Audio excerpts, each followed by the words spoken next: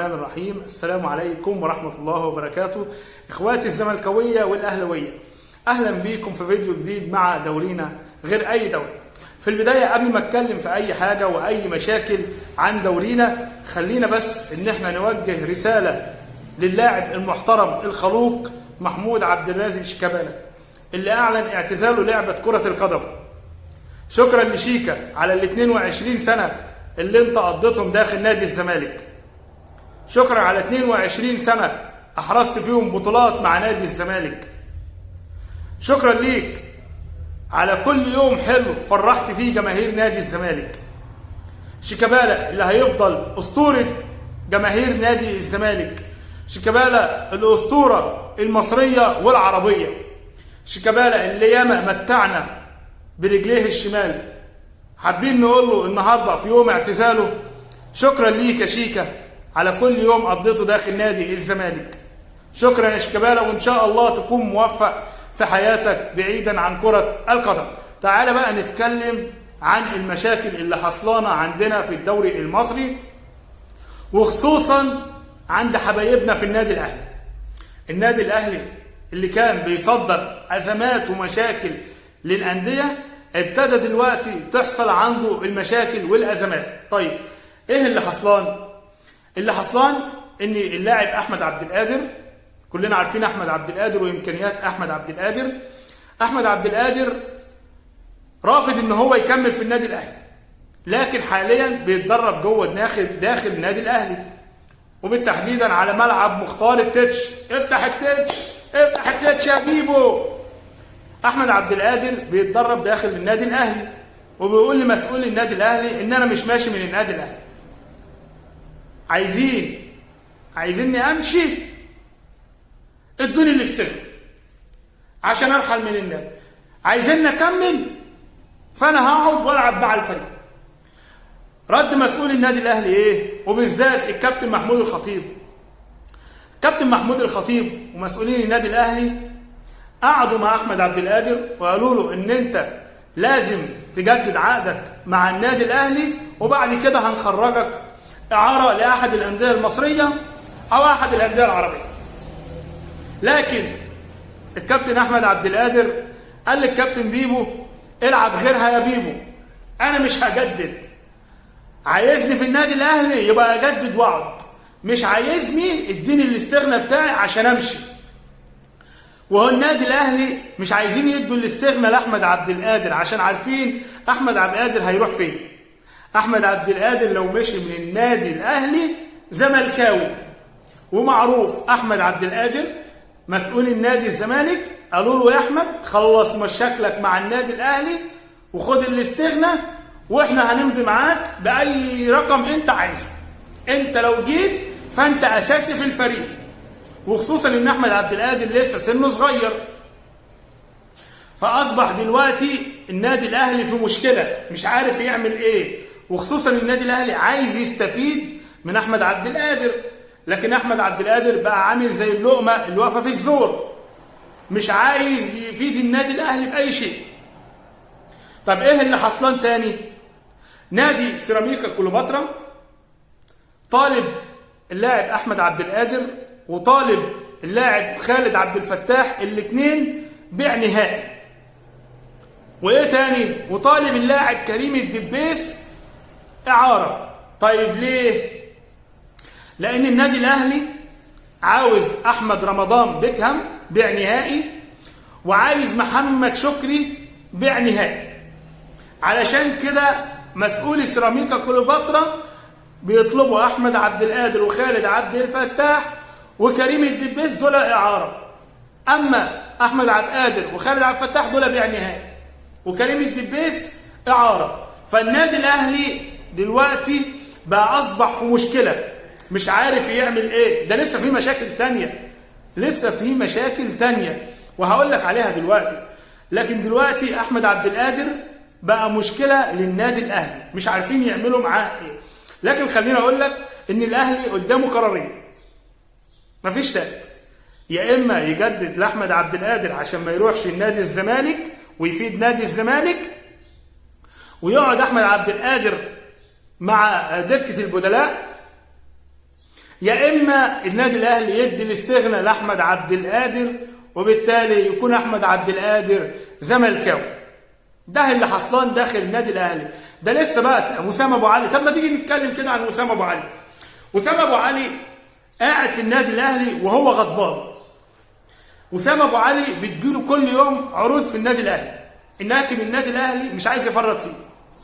النادي الاهلي طالب ارقام كبيره جدا من الانديه اللي طالبه وسام ابو علي. النادي الاهلي عاوز 12 مليون 15 مليون عشان يفرط في خدمات وسام ابو علي. لكن اللاعب زعلان، بيطلب من اداره النادي الاهلي لازما ان هي تخف مطالبها شويه على الانديه علشان الراجل عايز يحترف بره مصر. يعني الراجل عايز يحترف بره مصر، لكن اداره النادي الاهلي بتقول له وسام ابو علي انت مستمر معانا في الموسم اللي جاي. يعني معنى كده الاداره عايزه وسام ابو علي يستمر علشان هي تقدر تبيعه وتسوقه الموسم اللي جاي، او على الاقل لشهر واحد بس ياخد الدور الاولاني مع النادي الاهلي. ما خلينا نبقى معترفين ان وسام ابو علي بصراحه لعيب فريد من نوعه ومفيش زيه في مصر. وسام ابو علي لعيب مهاري، لعيب سريع، لعيب جوه الصندوق خطير جدا، بالراس خطير جدا، فاولات على ال 18 خطير جدا، وكلنا بنشوفه بيسدد الفاولات بصاروخيه من على ال 18 بيجيب اجوان. بقى وسام ابو علي بقى لعيب مميز. الانديه دلوقتي بقت كل الانديه عينيها على وسام ابو علي، لكن النادي الاهلي رافع في العروض الماديه وطالب ارقام كبيره، فاصبح دلوقتي بقى مشكله داخل النادي الاهلي. ده واحد اهلاوي يعني بصراحه مش عارفين نعمل معاه ايه، غلبان. بقت النادي الاهلي بقى مليان مشاكل. اصبح وسام ابو علي بقى مشكله داخل النادي الاهلي، مش عايز يكمل. النادي الريان القطري في مسؤولين دلوقتي في مصر من الريان القطري بيقعدوا مع مسؤولين النادي الاهلي وبيتفاوضوا على ان هم يحصلوا على توقيع اللاعب وسام ابو علي علشان يكون لعيب في الموسم القادم مع الريان القطري.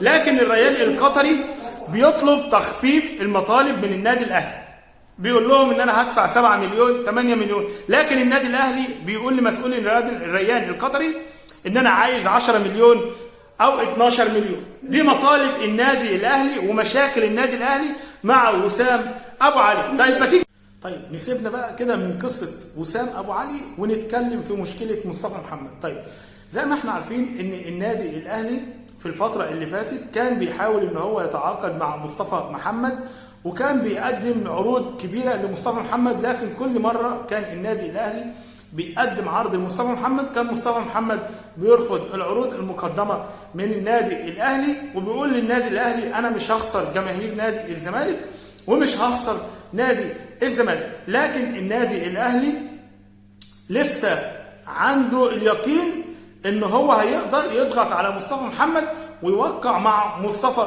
محمد. خليني اقول لك ان مصطفى محمد معاه مشكله دلوقتي مع النادي الفرنسي. طيب زي ما احنا عارفين ان مصطفى محمد بيلعب في نادي نانت الفرنسي، ونادي النانت الفرنسي ناوي يتخلص من مصطفى محمد. ليه؟ مصطفى محمد رافض ان هو يلبس شارة المثليين، علشان كده النادي الفرنسي قال لك انا لازم اتخلص من مصطفى محمد من ضمن اللعيبه اللي انا هبيعهم مع بدايه الموسم القادم. يعني مصطفى محمد دلوقتي معروض للبيع. طيب مين النادي اللي عاوز يتعاقد مع مصطفى محمد؟ اول نادي تقدم بعرض للنادي الفرنسي كان النادي الاهلي. النادي الاهلي قدم عرض جديد للنادي الفرنسي من اجل ان هو يحصل على خدمات اللاعب مصطفى محمد. لكن خليني اقول لك ان مصطفى محمد لديه الرغبه الشديده ان هو يكمل في اوروبا، مش ناوي يرجع لمصر. ومصطفى محمد حسب معرفتي يعني ان هو في بند في العقد بتاعه بيقول ان ما ينفعش مصطفى محمد يلعب لاي نادي داخل مصر الا النادي الزمالك. يعني في حال رجوع مصطفى محمد لمصر فمصطفى محمد هيلعب لنادي الزمالك، مش هيلعب لاي نادي تاني. طيب ما تيجي بقى كده نتكلم عن يانيك فيريرا. خلاص من شويه نادي الزمالك اعلن عن يانيك فيريرا مديرا فنيا لنادي الزمالك. الف مبروك ليانيك فيريرا على توليه منصب مدير الفني لنادي الزمالك. ان شاء الله باذن الله يكون موفق مع نادي الزمالك. مرحب بيك في نادي الزمالك صاحب نادي القرن في الألفية الثانية. طيب تعالى بقى نتكلم عن اللاعب الموهبة، اللاعب الفلسطيني آدم كايد. طيب حسب الأخبار اللي طلعت إن خلاص جون إدوارد أنهى اتفاقه مع آدم كايد، واللاعب إن شاء الله خلال يومين 3 في الأسبوع اللي جاي هيوصل للقاهرة. وأول ما هيوصل للقاهرة هيعمل الكشف الطبي، هيعمل الكشف الطبي. وبعد ما يعمل الكشف الطبي ان شاء الله باذن الله وينجح في الكشف الطبي، جون إدوارد هيوقع العقود الرسميه مع ادم كايد، واللاعب هيكون لاعبا في نادي الزمالك. خليني اقول لك ان اللاعب ده انا شفت له بعض الفيديوهات، لعيب سوبر، لعيب ان شاء الله باذن الله تكون كل مهاراته في خدمه نادي الزمالك.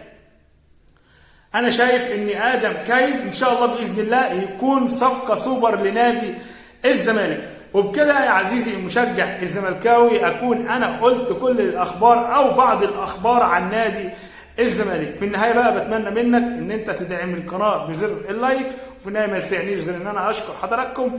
سلام.